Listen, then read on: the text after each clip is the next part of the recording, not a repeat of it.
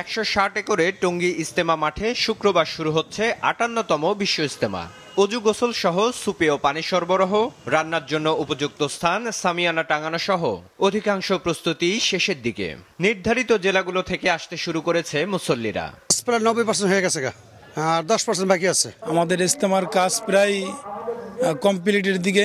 পাহারার একটা দায়িত্বে আছি, তো অসংখ্য পাহারা এখানে যেমন কোনো ধরনের বিশৃঙ্খলা না হয়, আমরা সঠিকভাবে বয়ানগুলো শুনতে পারি, আমরা আরেকজন দাওয়াত দিতে সহজ হবে, ওই মানুষগুলো দিনের পর আসতে সহজ হবে, এই জন্যই আর কি মূলত আগে আসা। Bangladesh, they have very nice people, barakallahu fik, mashallah, full with ikram, with deen, and we like this country.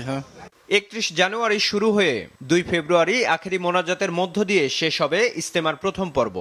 অংশ নেবেন 41টি জেলা সহ বিশ্বের বিভিন্ন দেশের মুসল্লিরা। 3 থেকে 5 ফেব্রুয়ারি পর্যন্ত চলবে দ্বিতীয় পর্ব। অংশ নেবেন 22 জেলার মুসল্লিরা। এই 2 পর্বই হবে মাওলানা জোবায়ের অনুসারীদের।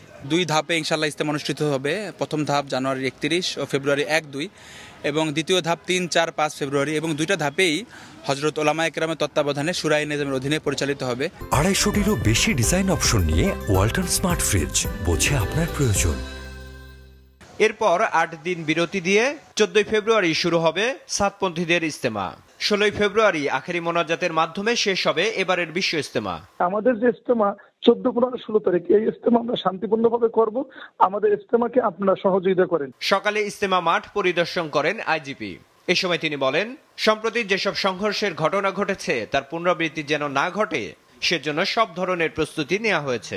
উভয় পক্ষই শান্তিপূর্ণভাবে করবেন এবং আল্লাহ চাহে তো আমরা এটা শান্তিপূর্ণভাবে আপনাদের সহযোগিতায় সমাধান করতে পারবো। নানান ধরনের দ্বিধা আছে, তো এটার প্রেক্ষিতেই আমরা কিন্তু নিরাপত্তা ব্যবস্থা আগের চাইতে অনেক সুদৃঢ় করেছি।